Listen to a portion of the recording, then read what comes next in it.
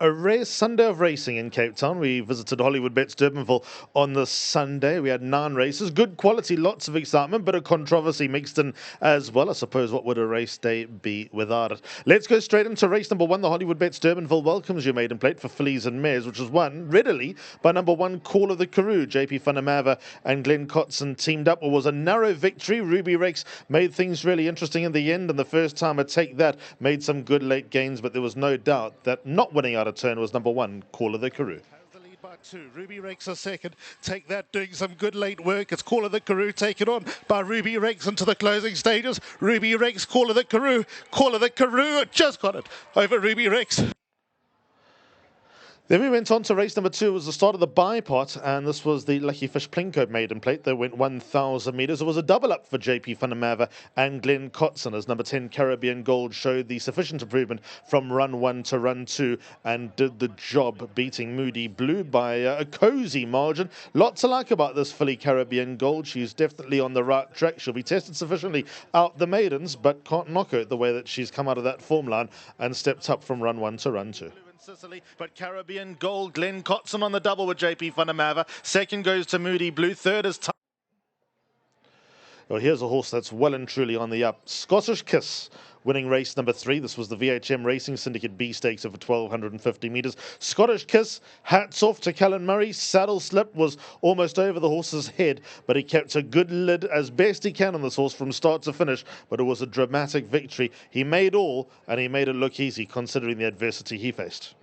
They further back, 250 left to go. Scottish Kiss still the leader. He took the race by the scruff of the neck. In front by 4. Oliver doing his best work at the end. Scottish Kiss continues to run into the closing stages. Hands and heels went from coast to coast. Scottish Kiss the winner. Oliver ran second. Third went the way of... Race number 4 started the pick 6. Was a carryover in the pick 6. The Lucky Fish Aviator maiden plate for fillies and mares over 1,400 metres. When you script a race and you think, right, this is how you want things to work out. Box seat at the rail, third, turn for home, pounce. That's exactly what number 3 Red Beryl did in winning race number 4. Louis and Otwa on board for James Crawford. It wasn't the last winner for James today. Red Beryl, a good winner. Lilting Song a little bit tight for room up towards the inside. She's very much on the right track, but there was no doubt Red Beryl the best horse on the day.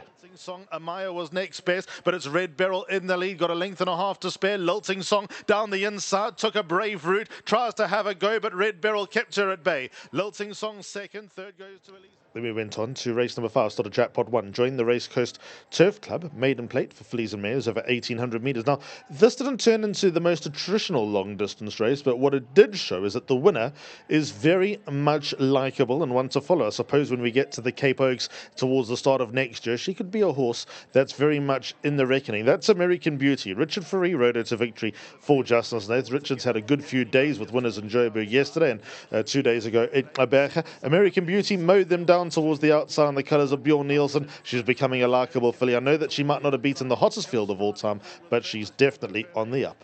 To match her. They followed by Special Glamour, then came Homing Pigeon into the run down to the wire, and American Beauty nosed out the win. Second Vivo Perlay, then came Homing Pigeon. Always going to be an open race. Race number 6, it was the Race Coast at CO.za Class 4. They went 2,000 metres, lots in with chances. They were pretty much spread, with Heel and Soul potentially looking like the right horse on what was a piece of form from the past, but he had to settle for third. Baton Rouge went to the front, but only got caught right in the end by Master of Paris. Callan Murray and Justin Snaith a double for the combination. A little bit of money around for the grey son of Master on Mount Fate, who seems to raise his game around Hollywoodbets Durbanville, and he took out victory.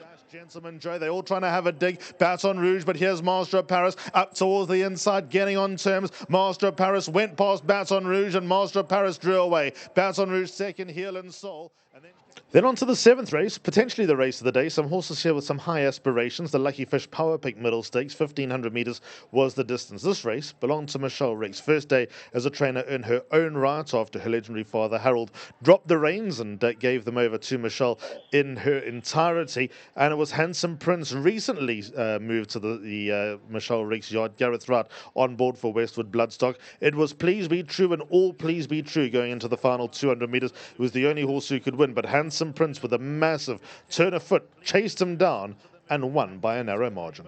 San Pedro past the 200, now a length and a half in front. Song to the Moon, Please Be True. Then comes towards the outside, Handsome Prince running a big race. Please Be True, Handsome Prince lunging. Oh, it's tight.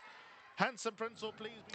Lots to talk about in race 8. This was the Woodruff Racing Syndicate Class 4 over 1,000 metres. Well, Demanding Dave was the first to cross the line, but objection lodged by the trainer of the second place horse, James Crawford, against the winner, number 8, Demanding Dave, on the grounds of interference in the closing stages. Ultimately, the staffs decided to uphold the objection and declare number 5, Dame of Tricks, the winner under Nicola Ewan. Now, if you don't know who Nicola is, she's a visiting apprentice based in Hong Kong. She's ridden New Zealand and Australia. Very, very impressed with this ride because the crop got struck out of her hand. Not that that's a defining matter when it comes to upholding this objection. It was the circumstances and the contact that was supposedly made close to the line which prompted the staffs to uphold the objection. But look how balanced, look how strong Nicola was in the finish, and for as long as she's in South Africa, she will certainly be in demand. Rattlesnake trying to slide through a narrow gap. Then came Victor Hugo, Heritage Ridge. They were further back, Dame of Tricks and Demanding Dave, 150 out. Little Linnet, Dame of Tricks and Nicola Ewan goes again. Found a second win, got clear of Demanding Dave, who comes right back. Here's the line. Oh, it's tight. Maybe the inside, you know. Yep, great race that was. Let's go on to the 9th and last. Here's a sprinter that I think will get a few ears to prick. Sardinia Bay won the last race. The Hollywoodbets Bright Future Class 4 over 1,000 metres. Corne Orfer took the ride for Greg Yennion. He's got an electric gate speed, takes them off the bit, turns for home, kicks, and is able to maintain that. He really could be a 1,000-metre horse for the future. He's young, he's wet behind the ears. He's only got one star, might be limited in the type of races he can run in, but for as well as he's winning at the moment, he really is a horse to keep an eye on. Sardinia Bay continues to run, trying to beat off the opposition. He's going to do exactly that. This is a win out of the top draw from Sardinia Bay. He's now 3 in a row. Second goes to All About El. Then came Love Shack in first. So a lot of interest around the action here at Hollywoodbets Durbanville today. The pick 6 pool nearly got to $1 million. Obviously, we had Arc Day, we had SABC, very much part of the action as well. We had a lot of fun here at the Country Course. We're back here again on Wednesday. Next local meeting will be on Tuesday from Hollywoodbets Greyville. That'll be on the Poly. Nothing to